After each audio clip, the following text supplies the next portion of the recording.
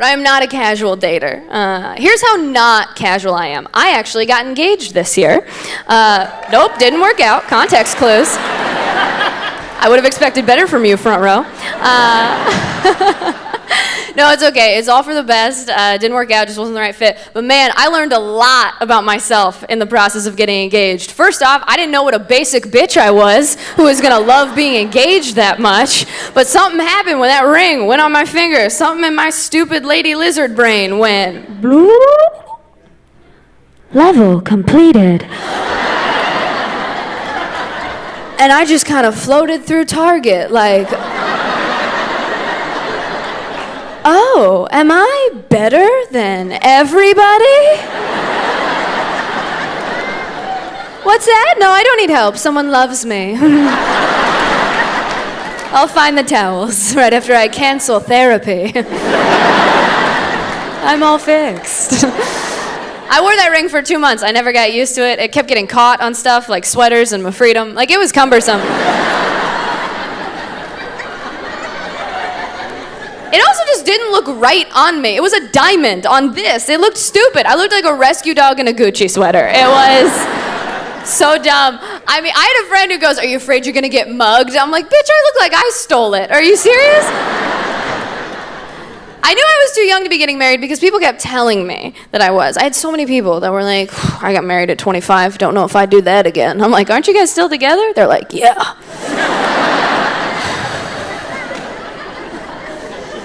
I had a woman at one of my shows yell at me from the audience. She goes, "You should really wait till you're 27 to get married." I said, "Why 27? She goes, "Because that's when your frontal lobe is finished developing in your brain. That's when your brain's done, 27. Yeah, what a mean fact to yell at someone. It's like, oh, you think you're happy, Scarecrow? Why don't you wait a beat till the wizard gets you a brain? I've been drinking since noon. Make me laugh.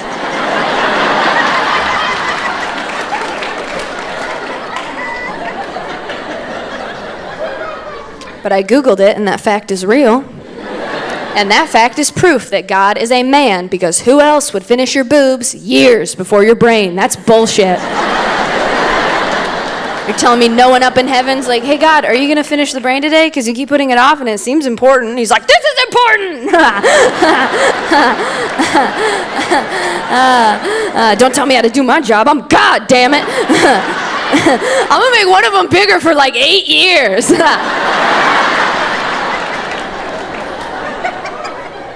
I'm sorry if you love God, that's what he's like.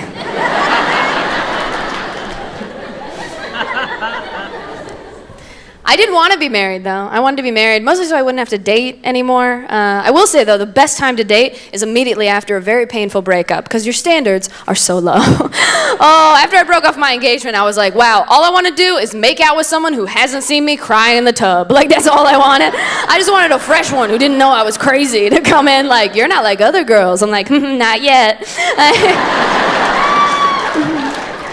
Oh, you're sitting across from him at dinner while he talks about his ex. You're like, "Whoa, she sounds nuts!" But in your head, you're like, "We would be friends." If this doesn't work out, I'll call her. She made a fake Facebook account to stalk you after you blocked her? That's insane. I would never do that on Facebook. She sounds old. Not good at dating. I tried a dating app once. I tried OkCupid. Okay, heard some judgment from the back. Look, I didn't know it was a bad one. I should have known. The name sounds like giving up. Just like, OkCupid, you take a stab. I just don't like dating apps because I feel like people curate these really fake opening lines that they'll just copy and paste and use on everybody. I talked to a guy who told me on Tinder, his opening line, no matter who it was, "So, do you like sunrises or sunsets?" That's me choking on his dick, because that's a great line. I mean, it's poetry. That's a haiku, I think. Check my math, but that line's a Trader Joe's bag. You should reuse it. I had a guy on OkCupid send me an emoji as an opening line. Not a cute one, not like a heart or a kissy face or even an eggplant, which is gross, but I get it. He sent me one of these. You know the one you never touch because it looks like Pac-Man getting a colonoscopy? Half of you won't enjoy this joke because you don't know what I'm talking about. That's how rarely this emoji is used. And I responded because I was like, I gotta make sure this guy doesn't hurt anybody. So I wrote back and I said, does this work for you?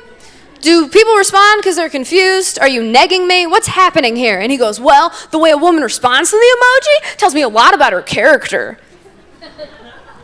And I said, all right, Detective Douche Rocket. What does my response tell you about my character? And he goes, well, it tells me you're really transparent, honesty's super important to you, and you have trouble trusting people.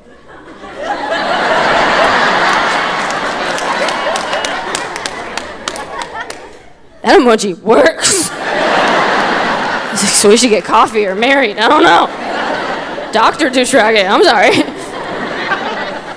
I'm not good at dating because I'm not fun. I'm not like a fun person. You can probably tell that by now. For example, this is my impression of a fun person. This is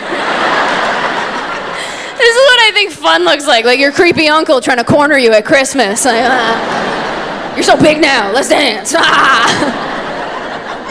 I look like something outside a car sale, but it's just very depressed. Just like, yeah, we got Subarus in there. I don't know, I took a bunch of pills. Like,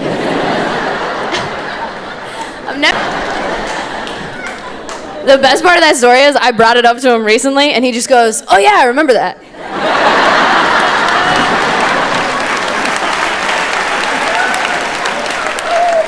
I'm like, yeah, me too. Every week in therapy. He's like, hey, I called your bluff though, didn't I? Aha! Look who's not dead, drama queen. I'm like, okay. Touche, big guy, only on the inside. Am I laughing? I've been practicing. There's no healthy fear of your parents anymore. Nobody's scared of their parents. I was terrified of my parents. I never talked back to my mom except for once. She was spanking me in the church parking lot because you got to get rid of those demons before you enter the house of the Lord. So she's cleansing her soul, a little pre-communion, and halfway through I go, that didn't hurt. And she went black in the eyes. And in a voice I'd never heard goes, oh. Well, then we're gonna have to make it hurt. And for the rest of my childhood, wooden spoon. She went Martha Stewart on my ass. I still cannot watch the Food Network. Great British Bake Off doesn't calm me down. But I never talked back again. You try to spank a kid now, they'll laugh in your face. They'll be bent over on the iPhone you pay for, looking up reasons why you're a dickhead. Just think, really? You're gonna go through with this even though psychology today says that you're undermining my well-being long term? All right, Eileen, you stupid bitch. You do what you gotta do.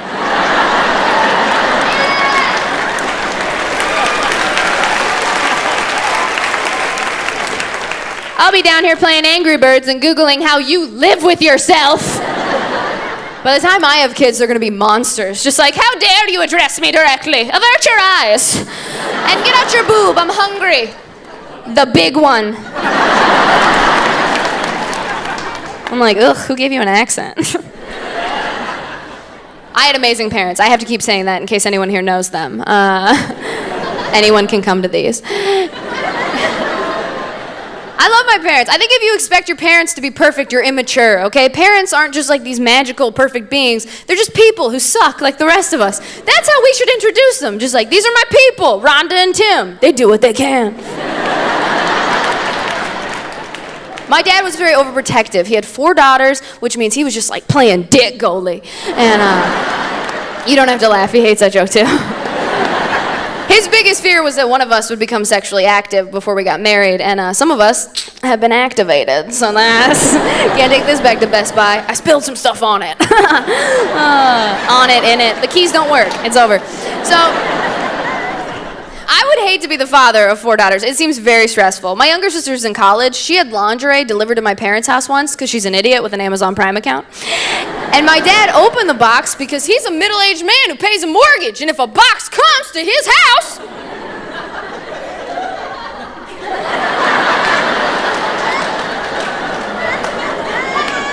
That's his box.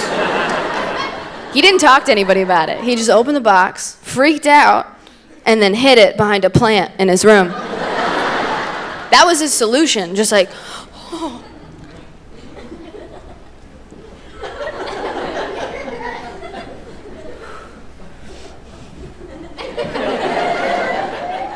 well, she can't have sex without her underwear.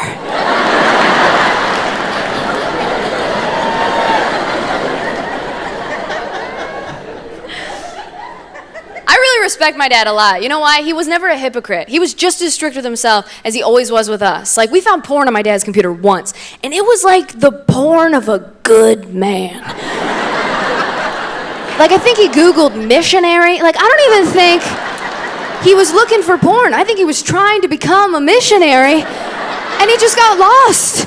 The internet just duped him. He's like, that's not my wife. Why is she naked? I'm the only person who's ever found porn on their dad's computer and gained respect for him.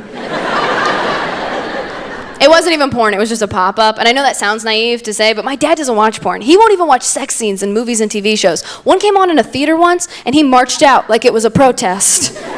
He came back 40 minutes later. I was like, wow, remind me to high-five Mom.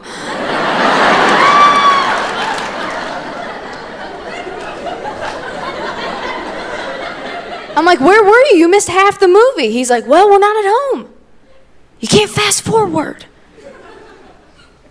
And I was like, you fast forward through sex scenes in your own house? He's like, damn straight. God is everywhere. And I said, bless your heart, you deserve to see some boobs that you're not married to every once in a while. So I bought him Game of Thrones on DVD. I said, you can't fast forward. They're talking while they're naked. It's important. I'm so glad I was raised by my dad. I mean, I think I'm so much like him. He's made me the person I am. He's the reason I do stand-up. I don't watch porn, not because I'm against it. I just never got into it, you know? In the same way some adults didn't read Harry Potter, you missed your letter to Hogwarts. I have a friend, hates it. She's like, I hate pornography, Taylor. She calls it pornography, like a loser. And I said, why is that? And she goes, because it sets unrealistic expectations for men and women. It's so unrealistic. I'm like, have you seen porn? It's like very realistic. Like they are fucking. Like what? I think you saw Star Wars.